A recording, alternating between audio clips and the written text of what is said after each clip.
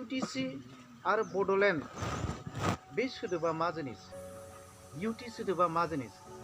बड'लेण्ड जायोब्ला बा इउटिसि जायोब्ला इउटि जायोब्ला दिनै आसामा मोनसे मा स्टेट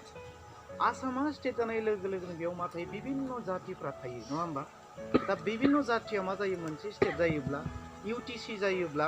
इउटि जायोब्ला बयनिबो मोनथाया समान जायो बयनिबो मोनथाया समान जायो राजखान्थियारि मोनथाया समान जागोन सोलोंथाइनि मोनथाया समान जागोन साख्रि बाख्रिनि मोनथाया समान जागोन हा हुनि मोनथाया मा जागोन समान जागोन बेयाव रावनिबो मा थाया रिजार्भेसन बेबायदि स्टेटआव बा इउटिसिआव होनाय जाया दा अब्ला जोङो स्टेट आरो इउटिसिखौ लायोब्ला नैबे तारिखआव दिनैनि तारिखआव बर'फ्रा मा लाब दंमोन आरो मा लक्ष्मन दंमोन दा जों बेखौ मिथिनाया गोनां दिनै इउटिसि जायोब्ला जितु जेनेरेल जायोब्ला नङा होमबा बयबो जुदि समान मोनथाय जायोब्ला इउटिसिआव बुंदों जे बर'नि जितु पपुलेसन बर'नि जितु माने फ्राय बिटिसिनि जितु सुबुं अनजिमा माने फ्राय 30 लाखनि जि सुबुं अनजिमा बिनि गेजेराव जोंखौ मा होनदों 30 आरो 70 होनना बुंबाय थादों नङा होमबा जोङो माने 100 जनब्ला 100 जननि गेजेराव जों बर'आ 30 जन बाखि आदार कास्टआ 70 जन होननानै बुंनाय जादों दा बे हिसाबै जोङो दिनै इउटिसिखौ खालामना लाबोब्ला स्टेटखौ खालामनानै लाबोब्ला अब्ला सुबिदाया सोरनि जागोन राजखान्थि सुबिदाया एक नम्बराव सोर मोनगोन अना बर'फ्रा मोनगोन नङा होमबा खारन बिसोरनि सुबुं अनजिमाया बारा अब्ला बिसोर बांसिन एमसिएलए जागोन बांसिन एमएलए जागोन अब्ला जोंदि इउटिसि लाबोनाय बियो जोंहा मा थांगोन ओरैनो दैयाव थांगोन त्रिपुराया जेरैबायदि जादों त्रिपुराया मोनसे मा स्टेट रायजो किन्तु त्रिपुराया मा नङा चिफ मिनिस्टार नङा सोर बाङालि मानसिया चिफ मिनिस्टार जानानै दङ जायनि थाखाय त्रिपुरायाव मा जादों आन्दलन खालामबाय थानो गोनां जादों दा अब्ला जोंहाबो दिनै इउटिसि जायोब्ला आरो स्टेट खनसे लाइन डिक्लारेसन जायोब्ला नैबेबायदि अबस्थाया जायो दा बेफोरबायदि माखासे फिसा फिसा बाथ्राखौ नायनायनि गेजेरजों जोङो मा खालामना लादों सेथियावनो जोंहा बर'नि सुबुं सानखोखौ जों बारायना लानो थाखाय बर'नि सोलोंथाइ बिजोंखौ जोङो जौगाहोना लाग्रोनो थाखाय नैबे सिस्टेमखौ जों खालामदों नैबे सिस्टेमखौ खालामनाय जादों दा गेजेर ससेयाव बुंदोंमोन जे हाग्रामा महिलारिनिफ्राय नोंथांमोना क्लियार जागोन हाग्रामा महिलारिया बुंदोंमोन जे बड'लेण्डखौ आबसुआ गारबाय नङा होमबा आबसुआ सारेन्डार खालामबाय बड'लेण्डखौ आबसुआ सारेन्डार खालामबाय होनना बुंदों आरो बुंबाय उनाव जे नैबे एकर्डआव बिटिआर एकर्डआव जेबो गैया होननानै बुंबाय किन्तु दाखालि बयो गावनो बुंलायबाय जे बे एकर्डआ जेरैबायदि एकर्ड जादों बे एकर्डआ जुदि जाजोबनांगौब्ला बड'लेण्डआ हारसिङैनो गाबोन सबनायानो हारसिं जाना फैगोन होननानै बुंदों बे खोथाया 100आव 100% सैथो बाथ्रा 100आव 100% सैथो बाथ्रा आरो दिनै मा जालायबाय बेयाव जेबो गैया होननानै आखौ बुंफाफिनदों खारन मा बेखौ बुङोब्ला राजखान्थियाव मा जायो गावनि फारसे माइनास जायो दा बेनिखाय बे आरो दान्थेफिननो थाखाय बेखिनि खोथाखौ बुंदों आं बेखौ बुंलांबाय थागोन दा बियो जितु बिटिआर बे बिटिआरआव जोंहा मा दङ बर'फोरनि थाखाय मा सेफटि दङ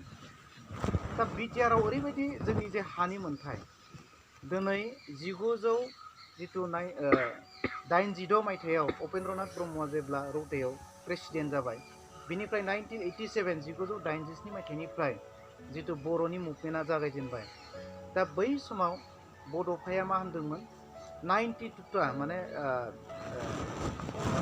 आसामिसाव 92 नङा होमबा 92टा मोनसे चार्टार अफ डिमान्डखौ सेन्ट्रेल गभर्नमेन्टनो उपेन्द्रनाथ ब्रह्मआ होदोंमोन आरो बे चार्टार अफ डिमान्डआव मा दङमोन जे बर'आ जाथि महरै बुहुमाव मा थांनानै थानांगोन बर'आ मोनसे गेरेमसा हारि जानांगोन बर'आ सोलोंथायाव मा जानांगोन जौगानांगोन बर'आ आबादारि बिथिङाव जौगानांगोन बर'नि न'खरा जौगानांगोन बर'नि मोनफ्रोमबो न'खराव सासेब्लाबो साख्रि मावनो हानाय बेबायदि थासारिया फैनांगोन बर'नि सोलोंथाइया मा थांनानै थानांगोन आरो बर'आ मा मोननांगोन मोनसे आलादा रायजो बड'लेण्ड मोननांगोन दा बे 92टा चार्टार अफ डिमान्डनि गेजेराव गासैबो डिमान्डआ नैबे एकर्डनि गेजेरजों फुलफिल जाबाय बेखौ गारनानै बेखौ खालामनाय जायाखै मात्र मोनसेल' बाखि दंबावो मा दंबावो बड'लेण्ड सोदोबा बाखि दंबावो बड'लेण्ड सोदोबाल' जोंहा मा दंबावो जाफुंजोबनो थाखाय आद्रा जानानै थाथ'दों दा बड'लेण्ड टेरिटरियेल जितु रिजन बे रिजनखौ लानायाव जोंहा लाबा ओरैबायदि जाबाय जे बेयाव लिरखानाय दङ जे जिखिनि बाउन्डारि जागोन बे बाउन्डारियाव जाय बर' नङा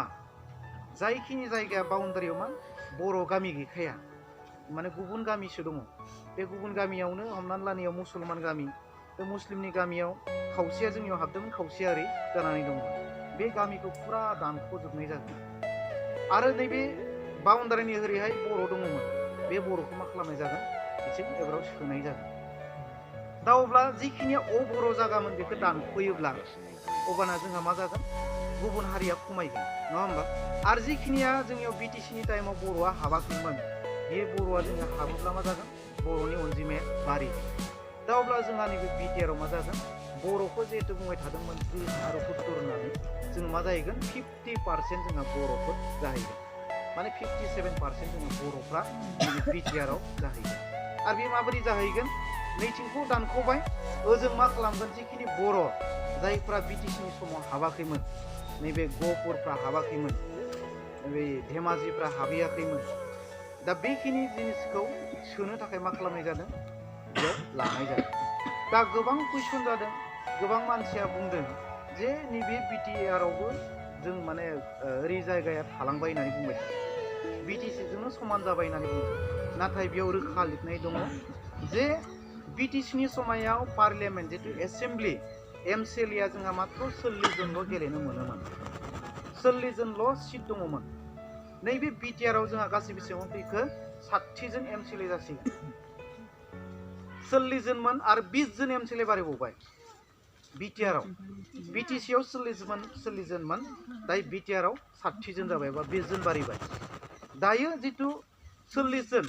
बे 40 जनानो थाखाबाय आरो 20 जन थाबावबाय अब्ला बे 20 जना बहा थांगोन 20 जन एमसिएलए बबेनि जागोन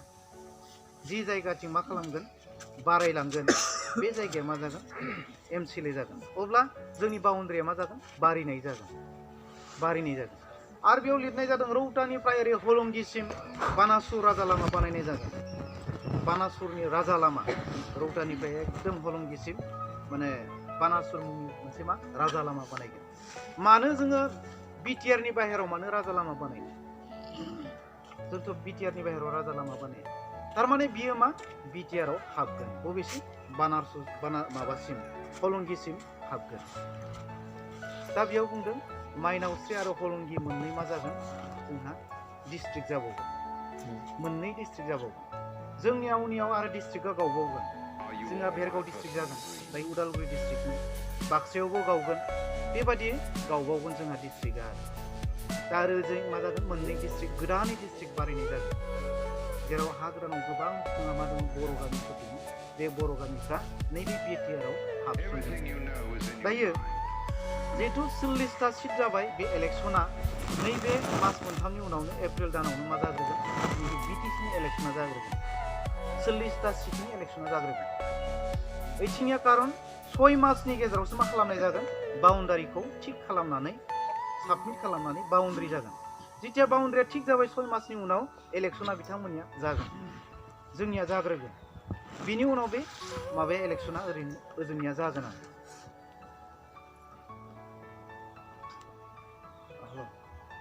जाबायना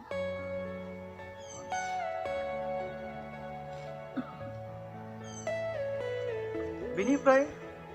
बेयाव मा खालामनाय जादों 20टा थाहैबाय दा 20टानि इलेक्सना 6 मासनि गेजेराव बेयाव जागोन आरो होमबा टटेल जोंहा गासै सिटआ बेसेबां जासिगोन 40टा एमसिएलए जाहैगोन माने 60टा एमसिएलए जायो दा 60टानि गेजेराव मा थागोन आरो 6 जनखौ मा खालामगोन आरो एक्सट्रायै सायख'नाय जागोन बे 6 जनाव 2 हिनजावफोर रिजार्भेसन थागोन आरो बाखि 7 मा जागोन सोरबा राइटार माने साहित्यिक आरो सासे सोरबा स्पर्ट्सनि माने खेला दुला गेलेग्रा मानसि मोजां मोनग्रा मानसि बेबायदि मानसिखौ डाइरेक्टलि सिलेक्सन खालामनानै एमसिएलए खालामनाय जायो दा एक्सट्रा बे 6 जना थायो दा बेयाव जितु 60टा थागोन बे 60टायाव जोंहा मा थागोन रिजार्भेसना गासै माने 38टा जागोन 38टा जोंनि एसटि रिजार्भेसन थागोन होमब्ला 38टा जुदि 60आव 38टा जुदि एसटि रिजार्भेसन थायोब्ला बे बिटिआरखौ सामलायग्राया जों सोरबा बर'आनो मा जागोन सोलिलांबाय थागोन बेखिनिया जाबाय राजखान्थियारि बिथिङाव लाब नैथियाव जोंहा जितु हा हुनि बाथ्रा बुंबाय थादोंमोन नङा होमबा हा हुनि बाथ्रा दिनैनि बे बिटिआरनि गेजेरजों जोंहा मा जाबाय रैखाथि जाबाय आरो बे हा हुआ महालागै जागोन जोंनि नैबे बिटिआरआव थानाय बर'फ्राल' बा ट्राइबेलफ्राल' मा जाया हानि रैखाथिखौ मोननाय नङा बेल' नङा आरोबाव बे हानि रैखाथियावनो आं बुंखानो सानबाय जिहेतु जों हानि खामानि मावोब्ला सिगां क'क्राझाराव थांनांगौ जायोमोन दा बियो मोनफ्रोमबो डिस्ट्रिक्टआवनो गावबा गाव मा जागोन खामानिया जागोन बिटिसिनि समायाव डिस्ट्रिक्ट होननानै बुङोब्ला मोनब्रै जिल्लाजोंसो मोनसेमोन लेजिस्लेटिभनि बेलायाव आइननि बेलायाव मोनब्रै जिल्लाजों मोनसेल'सोमोन काउन्सिल मोनसेल'सोमोन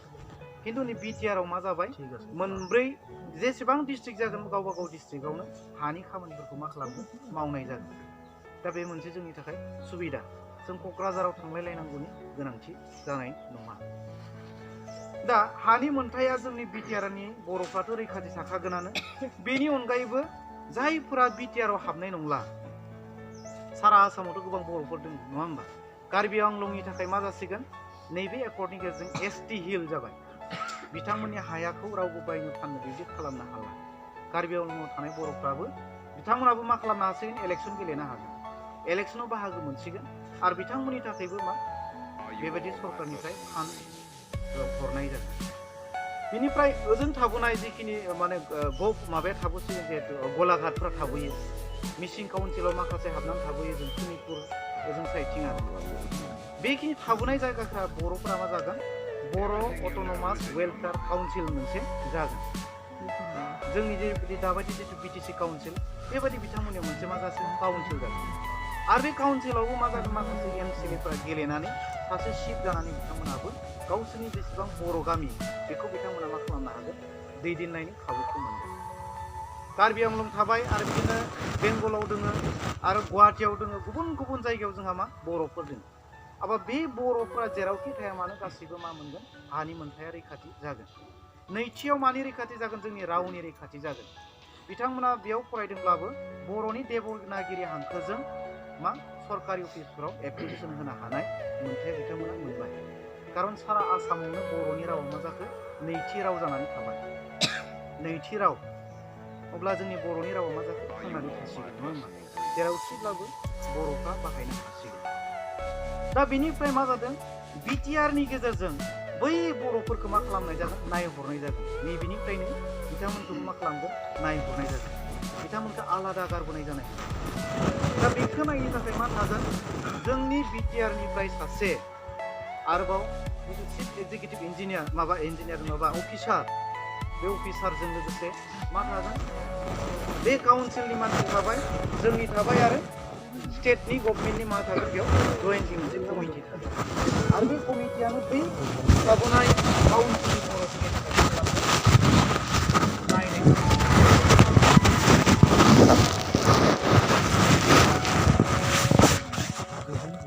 मावनाय जागोन बे जाबाय जोंनि बिटिआर एकर्डनि गेजेरजों मोनसे बिराद जायखौ उपेन्द्रनाथ ब्रह्मआ बुंदोंमोन बे बुहुमनि बर'फोर खौसेजा जेरावखि थाया बर'फोर बेथ' थाबाय बेनि अनगायै आसामाव गोबां मा दङ बर'फोर दङ नङा होमबा बे बर'फोरनि थाखाय जों माबोरै फैयो दा बिनि थाखाय मा खालामनाय जाबाय जोंहा क'क्राझार बड'फायाव जेरावनोखि बड'फाखौ माने सावनाय जादों बेयाव मोनसे बड'फानि मोनसे बर' रावनि मोनसे रिसार्च सेन्टार आरो कालचारेल सेन्टार थागोन आरो बियो एखेयानो मुङाव थागोन दिल्लीयाव मोनसे थागोन बे दिल्लीनि जितु बर' कालचारेल जितु माने लेंगुवेजनि रिसार्च सेन्टार बे सेन्टारा सेन्ट्रेलजों पुरा सलायजागोन सेन्ट्रेला गथै थाखा फैसाखौ बेयाव होगोन आरो बेयाव सारा माने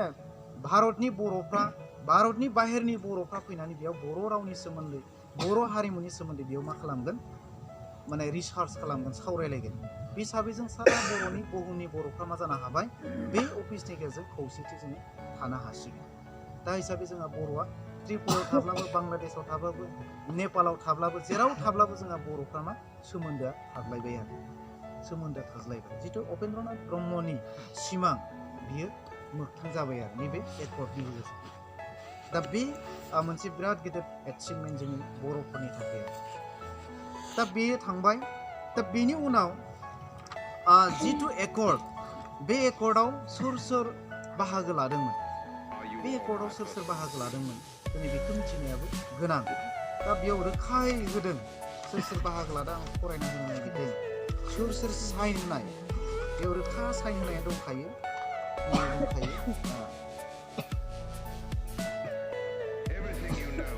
नैबे जिथु साइन होनाय बे साइनाव सेथियावनो आबसुनिफ्राय लादों सेन्ट्रेल गभर्नमेन्टआ लरेन्स इस्लारि सेक्रेटारिनि प्रमद बर'आ जाबाय प्रेसिडेन्ट बिथांमोननिफ्राय लादों नैथियाव लादों रन्जन दैमारि आरो गबिन्द बसुमतारी थामथियाव होदों सावरायग्रा आरो धीरेन बर' बिनि उनाव अफिसनिफ्राय माने सरकारनिफ्राय होदों महिनीश्वर बसुमतारी बे इउबिपिअ जाबाय ओरै काउन्सिलनि जिथु बड' अट'नमास काउन्सिल जायहा माने बे थाबोबाय बिटिआरआव हाबनाय नङा बिथांमोननिफ्रायबो सासे मा लादों सिगनेटरि हिसाबै लादों दा बिनिफ्राय सरकारनिफ्राय थाहैबाय चिफ सेक्रेटारि आसामनि कुमार सन्जय कृष्ण होननाय आरो जइन्ट सेक्रेटारि हम एफेयार्सनिफ्राय सत्येन्द्र गार्ग आरो बिनि उनाव सिगनेचार अफ द एग्रिमेन्ट उइटनेस माने हाखि जिखिनिया जायफ्रा एकर्ड खालामबाय भारत सरकारजों बिनि थाखाय मा नांगौ जायो हाखि नांगौ जायो आरो बेयाव हाखि हिसाबै सोर थादों हिमन्त बिश्व शर्मा दङ आसामनिफ्राय आरो बिनिफ्राय सर्बानन्द सनवाल दङ आरोबाव हाग्रामा महिलारि दङ बिथांमोना जाबाय हाखि जे आबसुजों आरो एनडिपिनि मोनब्रै ग्रुपजों भारत सरकारजों बिटिआर होननाय मोनसे एकर्डखौ खालामबाय होननानै बिसोर मा खालामदों साखि होनाय जाबाय आरो जि दिनाव हाग्रामा महिलारिया बे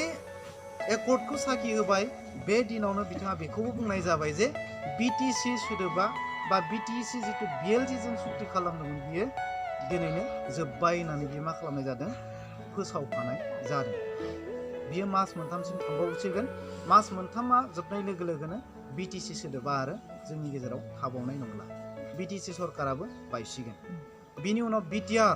बिटिआर सोदोबासो फैसिगोन आरो बिटिआर सरकारसो जासिगोन दा बेखौ बेवहाय रोखा खालामनाय जादों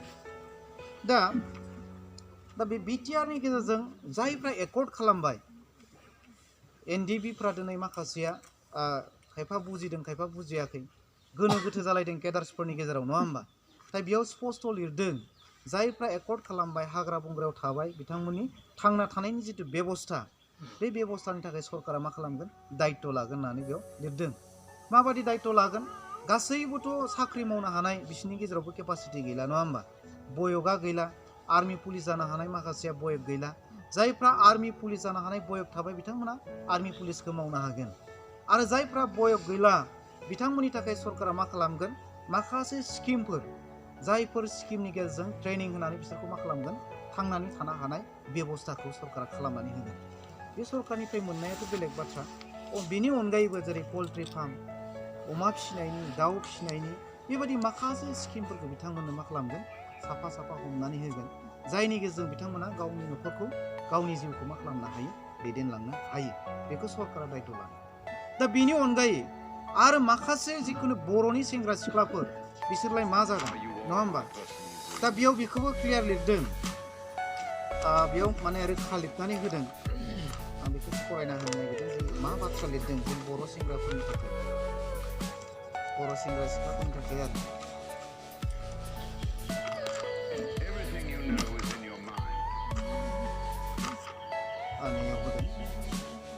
Bodo youth will be considered for recruitment in army, paramilitary forces and police. बेयाव Bodo youth होननानै बुंदों बेयाव मा बुङाखै सोरबा एनडिपि सोरबा आबसु सोरबा माबा होननानै बेयाव मा मेनसन खालामाखै बेयाव सोरखौ बुंनाय जादों बड' सेंग्रा सिख्लाफोर youth माने सेंग्रा सिख्लाफोर आरो बैसोरबो मा खालामनो हागोन आर्मि पुलिसफ्राव मा साख्रि मावनो हागोन मात्र मा जानांगोन जोंहा आर्मि होनना बुङोब्ला पुलिस होनना बुङोब्ला खारनाया प्रधान नङा होमबा खारनो हानांगोन बाखि लिरनायाव फेल जानाय माबानायफोरखौ मा खालामगोन बेखौ सावरायलायनायनि गेजेरजों बेयाव माखासे कनसिडारेसनफ्रा थागोन अब्ला गोबां सेंग्रा सिख्लाफ्रा बे आर्मि पुलिसाव बाहागो लागोन बिनि अनगायै जायफ्रानोखि आरोबाव फरायनाय बिसोरथ' आरो गुबुनाव साख्रि मोनखागोन दा नैबेयाव लिरनाय जादों जे बर' मिडियाम हिसाबै बर'आ मोनसे मा दङमोन प्रब्लेम्स दङमोन जे आन्दलन खालामबोनाय जादोंमोन दा नैबे एकर्डनि गेजेरजों मा जासिगोन माखासे बर' मिडियाम एलपि स्कुलनिफ्राय लानानै कलेजसिम जायफोर स्कुलफ्रा प्रभिन्सियेलाइज जायाखैमोन बेखौ उइदाउट कन्डिशन माने जेबो माने जाहोन लायाबालासिनो मा खालामनांगौ सरकारि खालामनांगौ बेखौ बेयाव लिरनाय जाबाय आरो बेखौ दायो मावहांनाय जाबाय दा बिनि रिपर्टफोरखौ लाबाय थानाय जादों स्कुलनि माबाफोरखौ दायो लाबाय थानाय जादों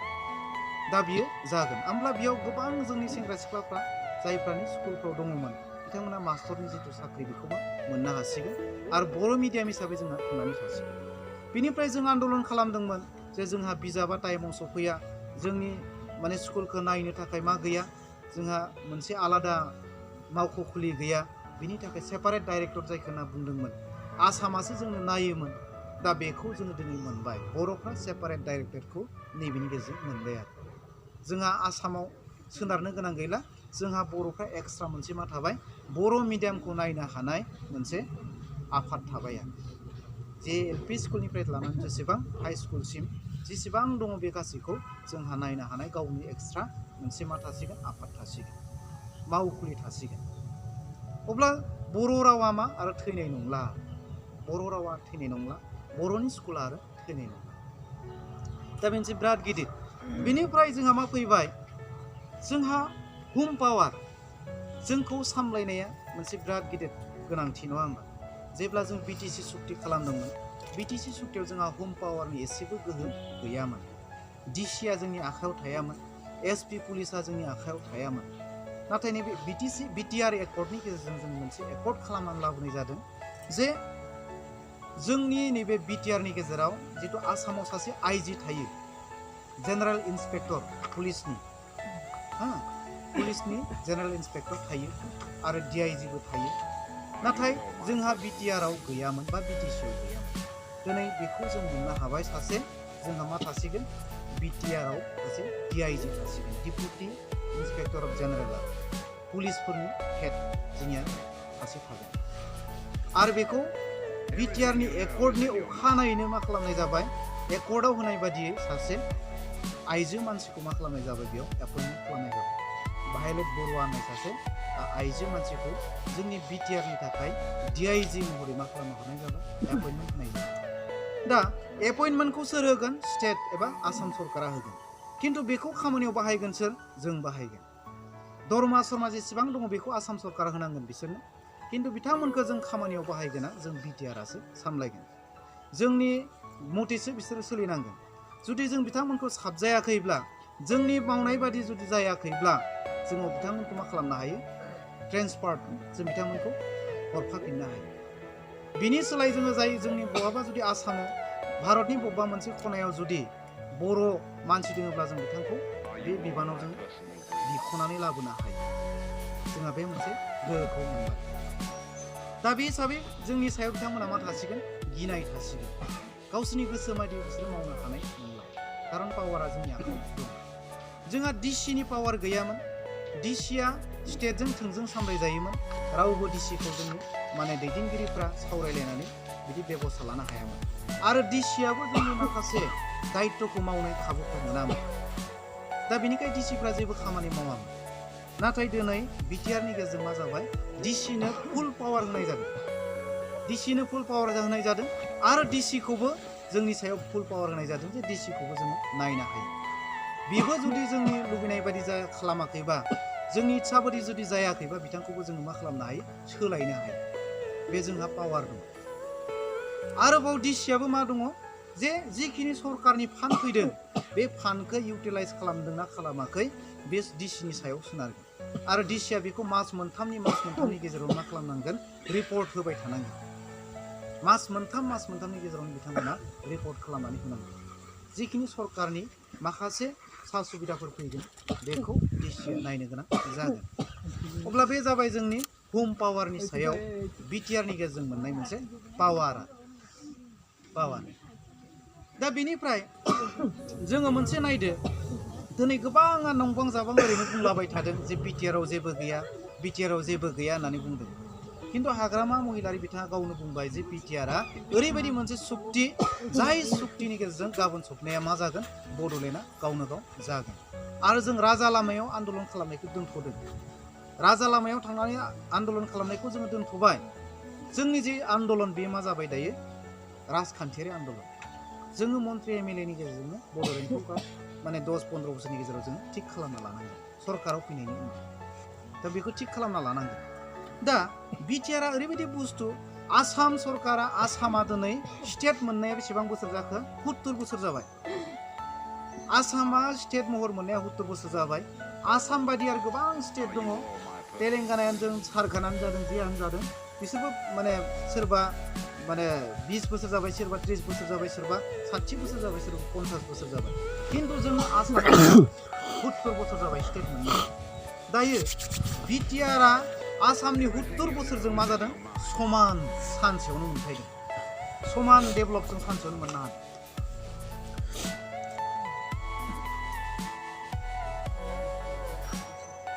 जोङो सानसेयावनो मोननो हादों समान डेभेलपखौ जों सानसेयावनो मोननो हादों माबादि मोननो हादों दिनै नायदो नैयाव माखासे फैदों आं बेखौ फरायना होग्रोनो आं बेनि उनाव बुंगोन जे बिटिआरआव जोंहा मा मा माने अनुष्ठानफोर फैदों बेखौ मिथिना लानाया गोनां आरो आंनि माबाखौनो बुंग्रोनोसै एजुकेशननि अनुष्ठानफोरनि बेलायाव आं बुंग्रोगोन बेनि उनाव आं बुजायनानै होगोन आरो 1 नम्बराव होदों Upendranath Brahma central university at Barama Baksa district Barama Baksa डिस्ट्रिक्टआव मा फैगोन सेन्ट्रेल इउनिभार्सिटि जोंहा फैगोन सेन्ट्रेल इउनिभार्सिटि जाय इउनिभार्सिटियाव गासै बिटिआरनि बर'फ्रा जों लोगोसे फरायनो मोनगोन खिन्थु जोंहा मा थागोन 60% जोंहा रिजार्भेसन थागोन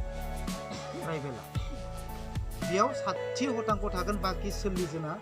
100 जनाव 60 जना जों ट्राइबेल फरायगोन बाखि 40 जनासो अन्य कास्टनिफ्रा बेयाव फरायनायनि खाबुआ थागोन बेनिफ्राय नेशनेल स्पर्ट्स इउनिभार्सिटि गेलेनायनि थाखाय इउनिभार्सिटि बे गेलेनायनि इउनिभार्सिटि आसामाव दङ नामा 70 बोसोरा स्टेट जाबाय आसामाव दङ ना महाबा गैया सेन्ट्रेल इउनिभार्सिटिया मोनसेल' दङ महा दङ नैबे माबा तेजपुराव दङ नङा होमबा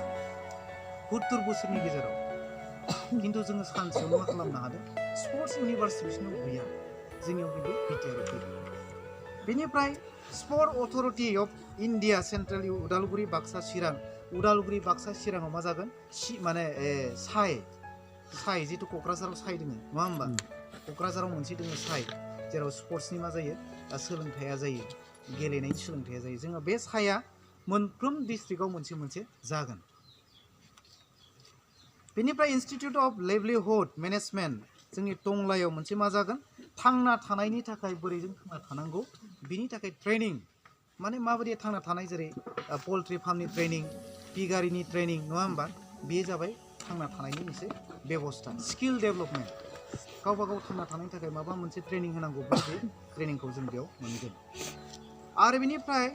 north east regional institute of medical science and Raumari Chirang district जोंहा मेडिकेल साइन्सनि इउनिभार्सिटि थागोन महा थागोन चिराङाव थागोन दिनै 70 बोसोरनि गेजेराव आसामाव दासो बनायबाय थादों नङा होमबा नै खाथियाव बनायनाया बेसेबां बोसोरजोंसो बिख'नानै लाबोनो हादों स्टेट जायोब्ला मा बिनानैसो लाबोनांगौ जायो एकर्डआव मा खालामनो हायो खनसेयावनो बिनानै लाबोनो हानाय सुबिदाया थायो दा जोङो बयबो आसामनियानो होन गुबुन गुबुन मानसिफ्रा दिनै जोंखौ मा होनगोन वेलकाम खालामदों मानो बिराद बुद्धियाव बिसोर खामानिखौ मावबाय होननानै दिनै बुंनो गोनां जादों बिसोर बुंनो गोनां जादों जे एसेबां मोनसे फिसा एरियायाव एसेबां गिदिर गिदिर इन्स्टिटिउसन जाय इन्स्टिटिउसनखौ आसामा 70 बोसोर रायजो खुंबोबाबो मा मोनाखै बेखौ बर'फ्रा दिनै सानसेयावनो जमा जानानै बिना लाना फैदों hotel and tourism management institute hotel and tourism management institute जोंनि आसामाव गैया जाय बेफोर इन्टारनेसनेल हटेल मेनेजमेन्ट फरायनायनि नङा होमबा टुरिजम खालामनायनि बेबायदि जोङो बेयाव सोलोंनानै जोंनि बर'फ्रा जोंनि ट्राइबेलनि बे बिटिआरनि मानसिफ्रा मा खालामनो हागोन सारा पृथिबीयावनो खामानि मावनो हायो सारा पृथिबीयावनो खामानि मावनो हायो हटेलनि खामानि मावनाय नङा होमबा टुरिजम जायफ्रा माने मोजां मोजां जायगाफ्राव लाबथिङो बेफोराव लाबथिंग्रा दा बेफोरबायदि जों इन्स्टिटिउसनखौ जों सानसेयावनो लाबोनो हादों बिनि जायगा होआखै बबेयाव जागोन बिटिआरनि सिङाव जायखिजाया मोनसे जायगायाव बेखौ बानायनाय जागोन regional campus of Indira Gandhi national tribal university at Bhairabkunda नैबे ट्राइबेल इउनिभार्सिटि अकल ट्राइबेलफोरनि थाखायल' मोनसे मा बनायनाय जादों इउनिभार्सिटि बानायबाय रायजोनि मानसिफोर बिसोरो बिराद आसरित जादों आरो बुद्धियाव थांनानै बिथांमोना दिनै सिखार जानो गोनां जादों। बेनिफ्राय नैबे भैरबकुन्दआवनो जागोन दे माबाया जोंनि नैबे ट्राइबेल इउनिभार्सिटिया भैरबकुन्दआ जोंनिफ्राय बारा गोजान नङा। बेनिफ्राय बड'लेण्ड मुभमेन्ट मेम'रियेल मिउजियाम एड्स थाखाय मोनसे मा बानायदों मिउजियाम बानायनाय जादों। जायफ्रा बड'लेण्ड एफसियानो जा एनडिपियानो जा एबा बिएलपियानो जा जाय बड'लेण्डनि थाखाय जिउ बाउसोमबाय बेनि अनगायैबो सोरबा गामिनि मानसिफोर जिउ गोमालांबाय बेखिनि गासै जिनिसखौबो मिउजियाम हिसाबै मा खालामनाय जागोन लाखिनाय जागोन। मोनसे बिराद गिदिर मोनसे मिउजियाम बानायनाय जागोन। जेखौ जों गुवाहाटियाव सिगां मिउजियाम नायनो थाङोमोन नङा होमबा बेबायदि मिउजियामा national institute of technology NIT at Udalguri जोंनि उदालगुरियाव मोनसे बिराद गोजौ थाखोनि मा जागोन फसंथान जागोन जायखौ NIT होननानै बुङो। जोंहा BTC आव मोनसेल' फैदोंमोन CIT क'क्राझाराव जादों। बिनिख्रुइ बिराद गोजौआव मा NIT बिनि उनाव ITI थायो माने IIT थायो बिनि गोजौसिना IIT बिनि उनाव नैबे NIT बे NITआ बेयाव बिराद गोजौ गोजौ थाखोनि अफिसारफ्रासो माने जानो हायो अफिसार जानो हायो बेनि गेजेरजों इन्जिनियार जायफोरखौ होननानै बुङो जायफ्रा साइन्टिस्ट जायो बेयाव फरायनानै जायो बेबायदि इनस्टिटिउसनाव फरायनानै जाहैयो। दा जोंनिफ्रायबो फरायबाय थादों माबायाबो फरायदों रनसाया नङा होमबा दारगासुबानि रनसाया फरायबाय थादों बेयावनो बर' मिडियामनिफ्राय थांनाय जोंनि हस्टेलावनो फरायनायमोन बे NIT एकदम माबायावसो फरायहैदों मा होनबा रायपुरावसो फरायहैनांदों माबायाव गुबुन जायगायाव छत्तीसगढ़ मालायनि जायगायावसो फरायहैनांदों नङा होमबा दिनै जों बिटिआरनि उनाव गावनि न'आवनो बेबायदि फरायनो हासै बेफोरबायदि जायगानिफ्रायबो जोंनियाव फरायनो फैगोन जेरैबायदि जोंनिया गुबुनाव फरायनो थांदों जोंनियाव फरायनो फैगोन थाफैगोन आरो बे इनस्टिटिउसना जोंनि उदालगुरियावनो जागोन। उदालगुरि डिस्ट्रिक्ट होननानै बुंदों बबे मोनसे जायगायाव जागोन जोंबो उदालगुरि डिस्ट्रिक्टआव गोग्लैयो जोंनियावबो जानो हागौ नङा होमबा हरसिंगायावबो जानो हागौ बबेयावबा जागोन आरो उदालगुरि डिस्ट्रिक्टनि जायखिजाया मोनसे जायगायाव जागोन बेयाव जायगाखौ मेनसन खालामनाय जायाखै। बेनिफ्राय नवोदया स्कुला मोनफ्रोमबो जिल्लायावनो मोनसे मोनसे जागोन। दाथ' जोंहा उदालगुरि हिसाबै मोनसे दंखायो उदालगुरियाव बेयाव थानाय नंला उदालगुरि जिल्लानि जायखिजाया मोनसे बबेबा मोनसे खनायाव जासिगोन। दा मोनफ्रोमबो जिल्लायावनो जागोन जेसेबां जिल्ला दङ बिटिआरआव जेसेबां जिल्ला जागोन बेयाव गासैयावबो जागोन। बेनिफ्राय नैयाव मोनसे होदों Bodoland institute of rural development at Gossaigaon Kokrajhar district माने रुरेल डेभेलपमेन्ट जिथु जोंनि माने ओनसोलखौ जौगाहोनाय माबा माबि बनायनाय बिनि डेभेलपमेन्टनि मोनसे अफिस थागोन बिनि गेजेरजों डेभेलपमेन्टनि खामानि जौगानायनि खामानिखौ मावगोन आरो बेनिफ्राय polytechnic vocational training institute of Singlimari Harisinga Basbari and Gobardhana बेबायदि जायगायाव नैबे पलिटेकनिकआ जागोन। बेबो मोनसे बिराद गिदिर इनस्टिटिउसन जायनि गेजेरजों गोबां स्टुडेन्टसफ्रा मा जानो हायो टेकनिकेलाव फरायनायनि खाबुखौ मोनो। Organic university at Rowta organic university आसामावबो गैया गुबुन स्टेटआवबो गैया खिन्थु जोंहा मा अर्गेनिक इउनिभार्सिटि जोंनि उदालगुरि डिस्ट्रिक्टआव रौतायाव जागोन। होमबा बेसेबां गिदिर गिदिर इनस्टिटिउसना जोंनियाव फैदों आरो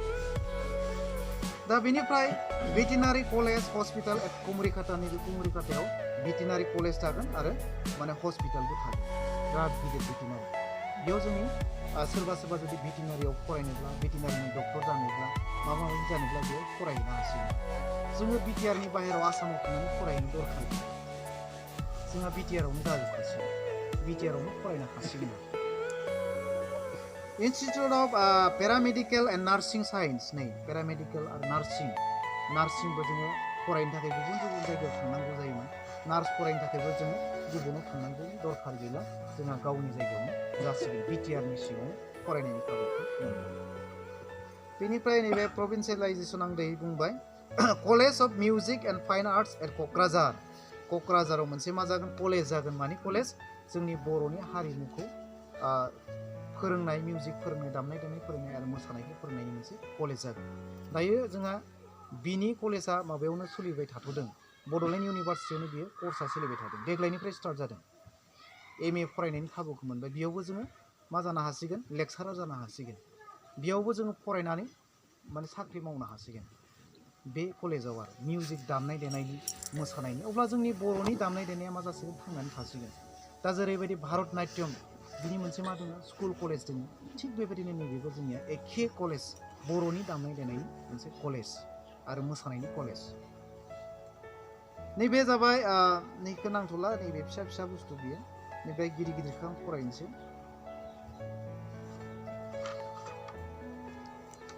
बेनिफ्राय मोनसे बिराद गिदिरखौ आं फरायना होबावनो सानबाय बाखिखौ आं फरायजोबला इन्डास्ट्रियेल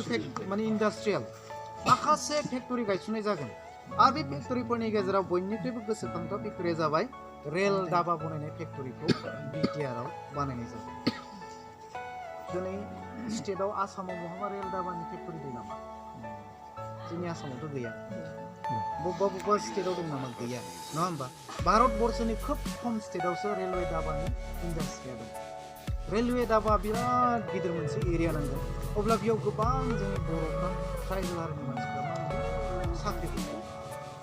दा बेबायदि गोबां अनुस्थान जायफोरखौ जोंनि बे बिटिआर एकर्डनि गेजेरजों खालामनानै लाबोदों आरो गोबां दंबावो एसेबां रोजा बेयाव गैजोबबावा गासै बिजाबा एसेबां जायो दा बेयाव जों मोननैसो बुस्थुखौल' बेवहाय खालामना लाबोनाय जादों दा बेजों जों बुजिनो हादों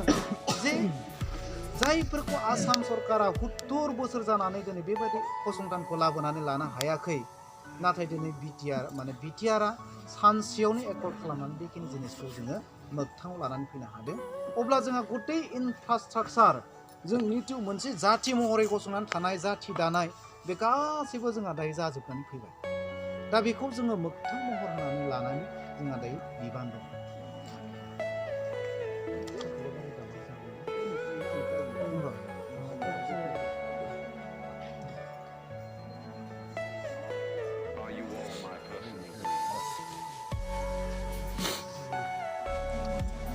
मिथिबायना अब्ला बिटिआर होननाय सोदोबा गोरलै सोदोब नङा दा बेजों जोंहा गथै मा जाजोब्बाय मोनसे स्टेटआ आसामा बिनिफ्राय मा खम जिनिस दङ होमबा जों स्टेटनिफ्राय गोजौ जानानै दङ मात्र जोंहा मोनसेल' सोदोब जों बेखौ बड'लेण्डआव सोलायनांगोन जोङो खनसे लागैनो बड'लेण्ड लायैनि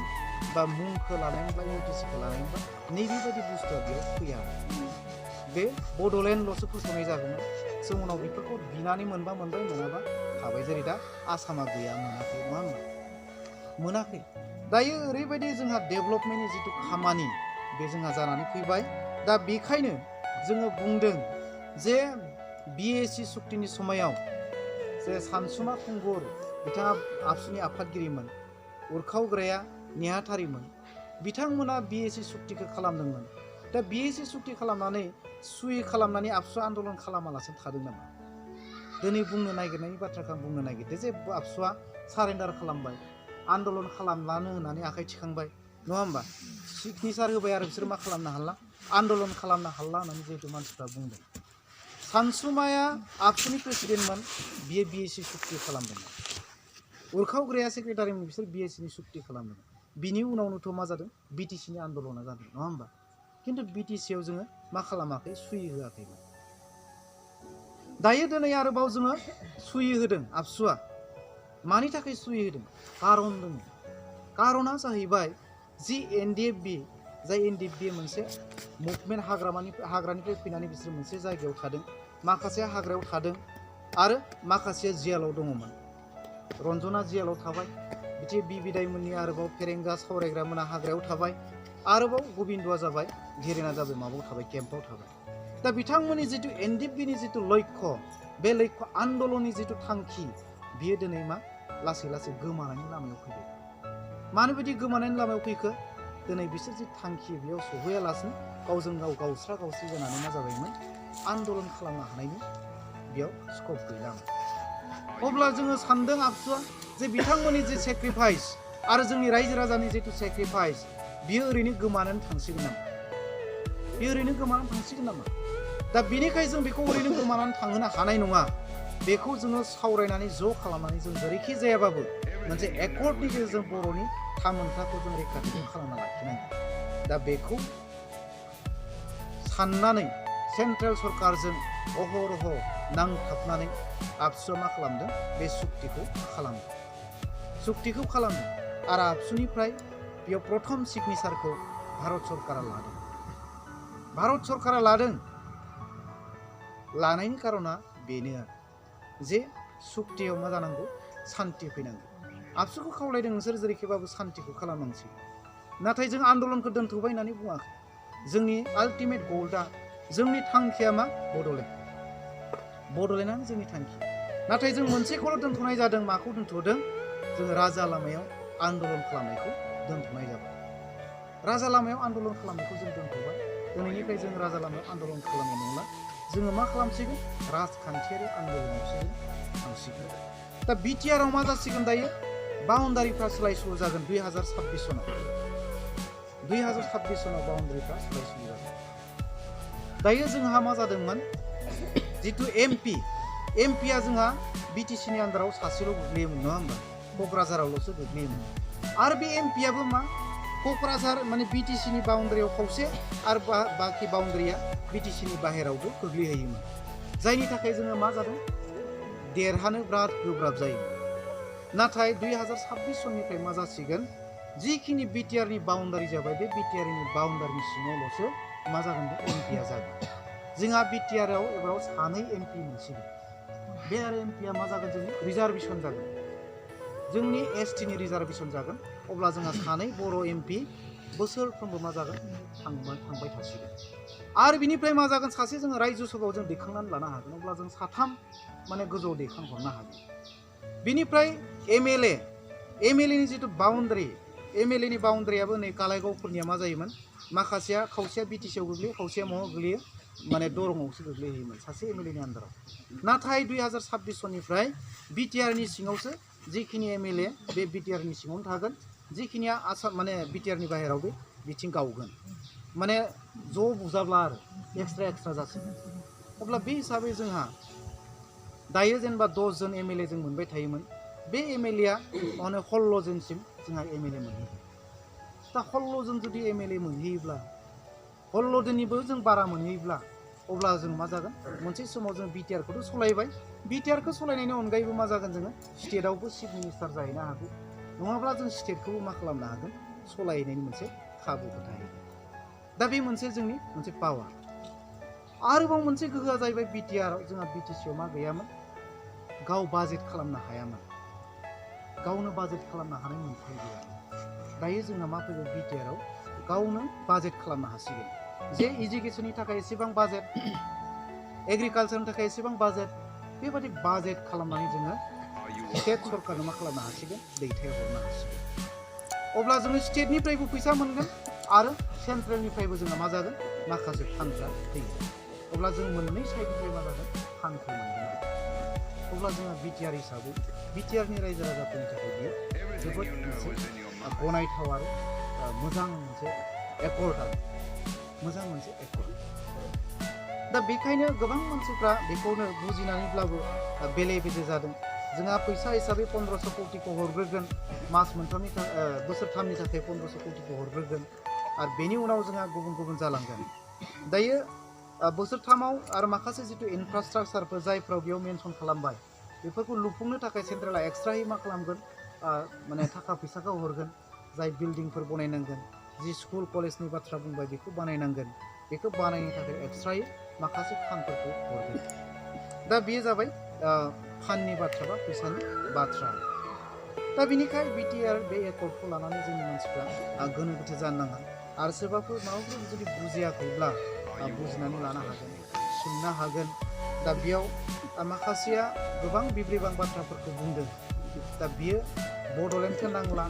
आरो बिटिआरजों जे बड'लेण्डआ जाहैखाबाय बे बाथ्राखौ जोङो रोखा जाखादों। जोङो बेजोंनो जे साथाम माने एमपि हरगोन, एमएलएफोर थागोन। एमएलएफ्रा जिहेतु 16 जन गाहाम जुदि जोंहा जायोब्ला 20 जन गाहाम जुदि एमएलए जायोब्ला जों गाबोन जोबनायानो स्टेट गभर्नमेन्टआव जोङो बिल पास खालामनानै माने सेन्ट्रेलाव हरनो हायो जे बिटिआरखौ मा खालामनांसिगौ? State declare खालामनांसिगौ। आरो मा जाखागोन?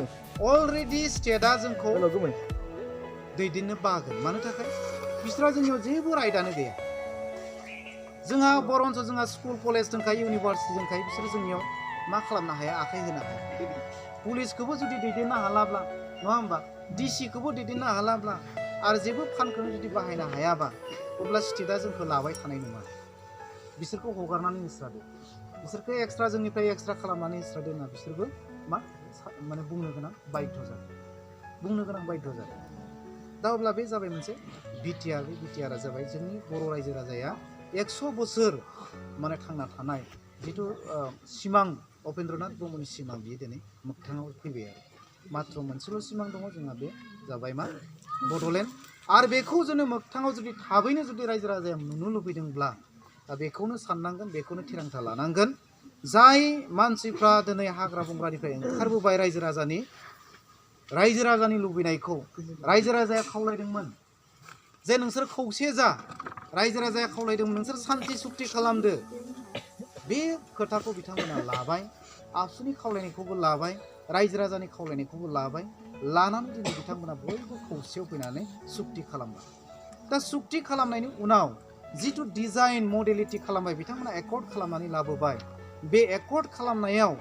जिखिनि मावनो गोनां खामानि बिथांमोनासो मिथिगौ दा बेनिखाय जों रायजो राजाया बिथांमोनखौ बुंनांगोन जे नोंथांमोना बेखौ आबुं खालामनांगोन जे नोंथांमोना सरकाराव फैनानै बेखौ मा खालामनांगोन थाबैनो मावफुंनांगोन बे दायित्वखौ जों रायजो राजाया लानांगोन बिथांमोनखौ जों दैदेननायनि खाबुखौ होनांगोन बिथांमोनखौनो जों खावलायनांगोन नोंथांमोनानो बेखौ सलायनांगौ नोंथांमोनानो बे बिटिआरखौ सामलायनांगोन जुदि नोंथांमोना सामलायालासेनो गुबुन मानसिया फैनानै जुदि सामलायोब्ला बिसोर बेनि जेबो मिथिनाय नङा आरो बिथांमोना बेनि खामानिखौ मावनाय नङा बिथांमोना मा बुंगोन फैसानि बाथ्राखौल' सिन्था खालामो 1500 करोड़ थाखा फैनायखौल' बिसोरा बोरै मोनजागोन बेयावल' सिन्था थागोन नाथाय जायफ्रा दिनै एकर्ड खालामबाय बिथांमोना बेनि सायाव मा दं दायित्व दं दा बेनिखाय जों खावलायदों रायजो राजाखौ जाहाथे जों खौसेयाव थानांगोन रावबो गोनो गोथो जानो नाङा जोंनि बर' फरायसा आफादाबो दङ जों बर' फरायसा आफादा जेखौ बुंगोन नोंथांमोना बेखौनो खोनासं गोसोआव ला जाहाथे जोङो गावस्रालाया आरो जायखौ होनानै जोङो माने इलेक्सनखौ जों दैथायहरनांगोन खारन इलेक्सना मास मोनथामनि उनावनो जासिगोन मास मोनथामनि उनावनो इलेक्सना जासिगोन बिटिसिनि नैबे बिटिआर इलेक्सना जासिगोन मोनब्रै जिल्लाया जाग्रोगोन जिखिनि बिटिसिनि जिल्ला दंमोन बेखिनिया जाग्रोगोन बाखिया उनाव जागोन दा बिनिखाय रायजो राजाया बेयाव गोनो गोथो जानाङा आरो जिखिनि बिटिआरनि जिथु एकर्ड बियो जोंनि थाखाय जोबोद गोनांथाव आरो जों बेखौ बयबो गनायनानै लानांगोन जोबथानायाव आं खावलायनो सानदों जुदि सोरबाफोर माबाफोर मिथिनो गोनां बा सोंनो गोनां दङब्ला सोंनानै लानो हागोन आरो आं बेखौ